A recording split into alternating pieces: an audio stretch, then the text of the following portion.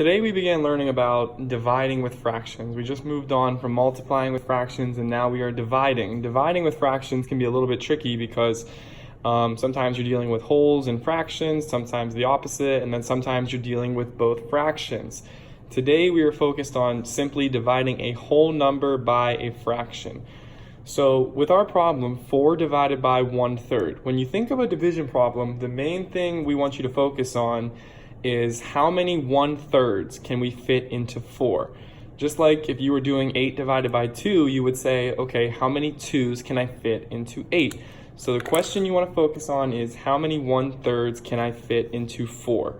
When approaching these problems, as always, we're going to focus on doing a picture model so we can better understand it. The first thing you're going to do is read your problem out loud and kind of figure out what you think you should draw. 4 divided by 1/3. The first thing I hear is that 4. That 4 tells me I should have 4 holes. So I'm going to draw 4 holes. I'm using rectangles because circles will lead to issues.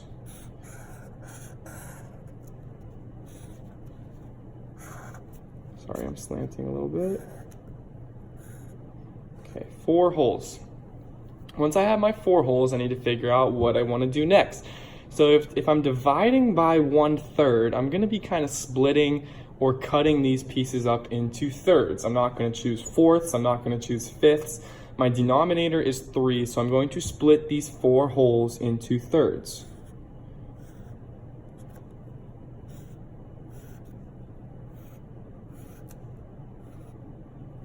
Okay, so once I've got to this part, I need to think about my question again. My question is, how many 1/3 can I fit into 4? Well, I have my 4 holes, I split these into thirds, and I know that each of these represents 1/3. So this is going to help me eventually answer that question. I'm labeling these so I can remember that each piece is worth 1/3. I'm not going to forget that.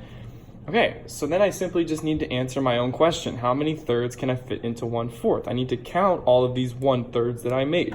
So 1, 2, 3, 4, 5, 6, 7, 8, 9, 10, 11, 12. I know that I can fit 12 1/3 into 4 holes, which means my answer, 4 divided by 1/3, my answer is 12. A way I can check that is to create an equation that's pretty much backwards, pretty much the opposite of that. And what is the opposite of division? Well, it's multiplication. So I'm going to start with my 12. Instead of dividing, I'm going to multiply, and then I'm going to multiply it by 1/3. I'm working backwards. Just similar to how if I did 8 divided by 2 equals 4. Well, if I wanted to check that backwards, I would do 4 times 2, and I know that that equals 8. Therefore, I know that I'm correct. So if I want to check this, I do 12 times 1/3. And if you remember from last week when we were multiplying fractions, if I have a whole number like 12, I can simply put a 1 underneath it and then multiply across. 12 times 1 is 12. 1 times 3 is 3. If I simplify 12/3, it's the same thing as saying 12 divided by 3. And that gives me 4, which correctly matches my original whole number. So therefore, I know I am correct. Now, it won't always be this simple, but we'll always use this same concept. The second thing that we need to do, and we'll do a very similar problem with just one part different, instead of dividing by one part, we're going to divide by 2 parts. So if I have instead 4, again, divided by 2/3 this time instead of just 1/3. So once again, same setup. I'm going to draw my 4 holes first and foremost. Okay, and once again, since my denominator is 3, I'm going to split these into thirds.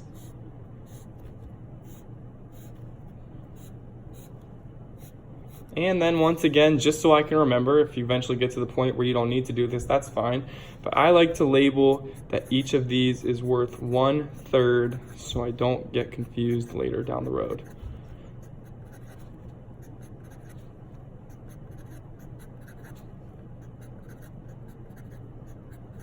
Okay, now here's what's different. The previous problem, we had to count how many 1/3 we have. Now we need to count how many 2/3 we have. How many 2/3 can fit into these 4 holes? So it's not as simple as just counting these one by one. What we're going to do is we're going to shade and we're going to group these into 2/3, and then we're going to add them. So I know that these two 1/3s together, that equals 2/3, and I'm going to shade that just so I know I finished with it. Then, even though they're not connected, this 1/3 plus this 1/3 is also 2/3. I'm going to shade these a little differently just so I know that they're not connected or not the same. Again, 1/3 and 1/3 equals 2/3. Shading, and then I just keep going, making groups of 2/3 until I get to the end. Another one that's not connected. And then the last two, make another group. So now that I want to know my answer, how many 2/3 can go into 4, now I can count my number of 2/3. So 1, 2, 3, 4, 5, 6. So 4 divided by 2/3 equals 6. And then if you want to check your answer, you can just do it the same way that we did previously.